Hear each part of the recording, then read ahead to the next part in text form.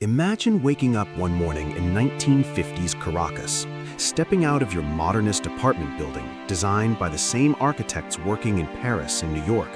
getting into your brand new American car, driving along a freshly paved highway that cuts through the mountains, stopping at a restaurant where the menu is printed in 4 languages, and thinking to yourself, without a single trace of irony, that you live in one of the most prosperous, sophisticated, and promising nations on the face of the earth. Because the extraordinary and heartbreaking truth is that you would have been completely right.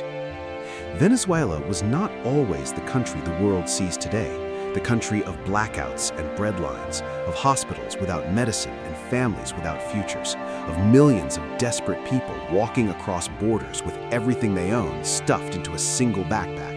No, Venezuela was once something so different, so gloriously, bewilderingly different, that understanding what it became requires first truly grasping what it was. And what it was, for one shining and utterly squandered moment in history, was the richest country in all of Latin America. A nation so wealthy, so modern, so full of possibility that people from across the continent and across the ocean packed their bags and moved there, chasing opportunity the way a previous generation had chased it to the shores of America. And the story of how Venezuela climbed so high and fell so catastrophically, so completely, so avoidably far, is not just a Venezuelan story. It is one of the most important and devastating cautionary tales in the entire history of human civilization. A story about oil and power and corruption and ideology and pride and stupidity and tragedy on a scale so enormous that even now, even after everything, it is almost impossible to fully comprehend.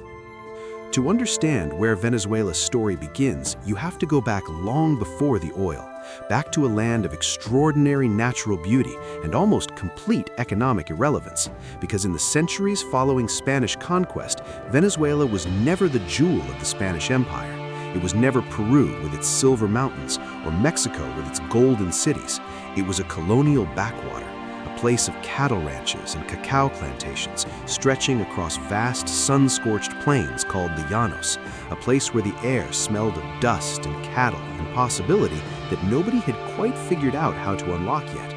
A land of remarkable geographic diversity, where the Andes Mountains rose dramatically in the west, where the Orinoco River carved its enormous delta through the east, where the world's highest waterfall dropped off a Tepuy plateau in the south in a curtain of mist and spray that the indigenous Pemon people had known about for centuries before a bush pilot named Jimmy Angel stumbled across it in 1933 and gave it his name.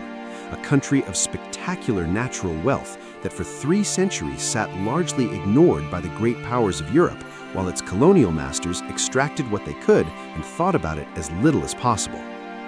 Independence came to Venezuela in blood and fire and almost unimaginable suffering, because the Venezuelan War of Independence was not a clean revolution. It was not a committee of enlightened gentlemen signing documents in a comfortable hall. It was a decade of brutal guerrilla warfare, of Simón Bolívar's declaration of guerra a muerte, war to the death, that meant exactly what it said. A conflict that killed somewhere between 1/4 and 1/3 of Venezuela's entire population, a proportion of deaths so staggering that it makes most other independence movements look gentle by comparison. And when it was finally over, when Spain had been driven out and the flags of the new republic flew over Caracas, what was left was a shattered, depopulated, economically ruined country whose liberator, the great Bolívar himself, would die in 1830 in a borrowed house in Colombia, tuberculotic and broken-hearted, watching his dream of a unified South American republic dissolve into petty regionalism and personal rivalries, saying near the end that he had been plowing the sea. The 19th century was not kind to Venezuela. Strongman followed strongman, caudillo followed caudillo.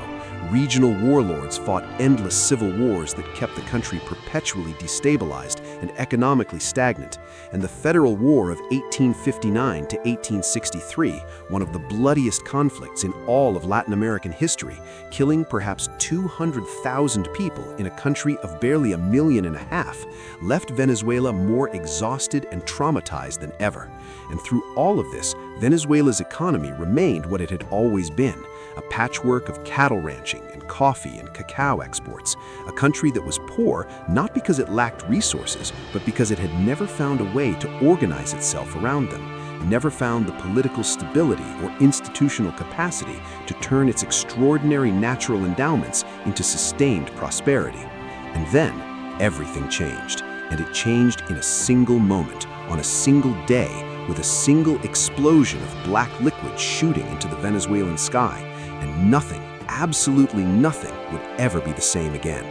The date was July 31st, 1922, and the place was a drilling site near Lake Maracaibo called Barroso No. 2. And when that well blew out, it did not merely produce oil, it erupted. It exploded with such volcanic force that it shot a geyser of crude oil over 30 meters into the air for 9 straight days, spewing more than 100,000 barrels every 24 hours and covering the surrounding land and water in a thick black tide before the drillers finally managed to bring it under control. And the sound of that explosion echoed not just across Maracaibo, but across every boardroom and government office in the world, because what Barroso No. 2 announced to a global audience was that beneath the soil of Venezuela lay one of the greatest concentrations of petroleum on the face of the earth, that this dusty, overlooked, perpetually chaotic South American republic was sitting on a fortune so vast that it would take generations to fully comprehend its scale. And the world descended on Venezuela immediately, ravenously, with the focused intensity of a predator that has just located its prey.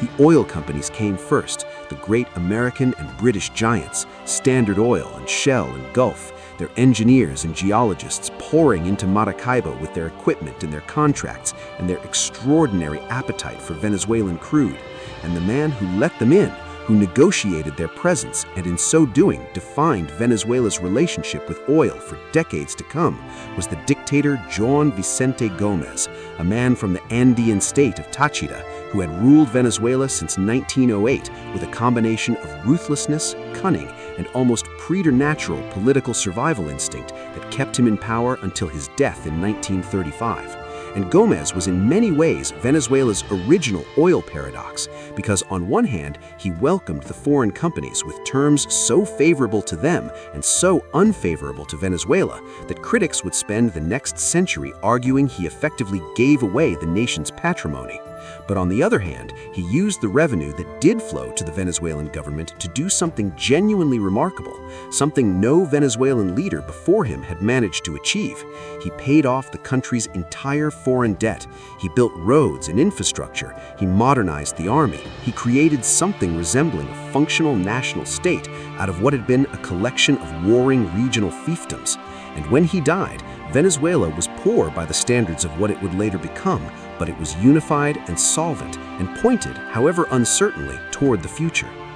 The decades that followed Gómez's death were decades of transformation so rapid and so total that Venezuelans who lived through them sometimes struggled to recognize their own country, because oil money was now flowing into the national treasury at a rate that colonial cacao and coffee could never have dreamed of matching. And successive governments, some democratic, some dictatorial, all of them intoxicated by petroleum revenue, poured that money into the physical and social infrastructure of a modern nation,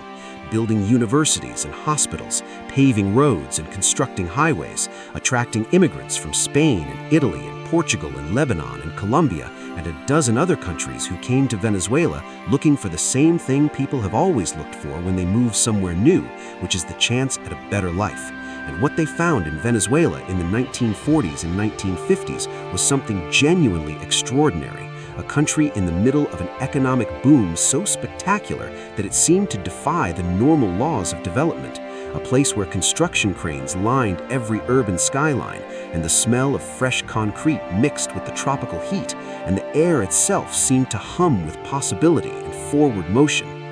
The man who most completely embodied Venezuela's mid-century confidence was Marcos Pérez Jiménez, the military dictator who seized power in 1948 and ruled until 1958. And Pérez Jiménez is one of history's most complicated and in some ways most revealing figures, because he was simultaneously a brutal authoritarian who imprisoned and tortured his political enemies in a secret police facility called La Seguridad Nacional, a place of such systematic horror that survivors described it in terms usually reserved for far more infamous institutions, and a genuinely visionary modernizer who poured oil money into physical infrastructure with an almost obsessive intensity, who built the autopista from Caracas to La Guaira that still winds dramatically through the mountains, who constructed the Ciudad Universitaria, the great modernist university campus that UNESCO would later declare a World Heritage Site, who brought in Oscar Niemeyer and other world-class architects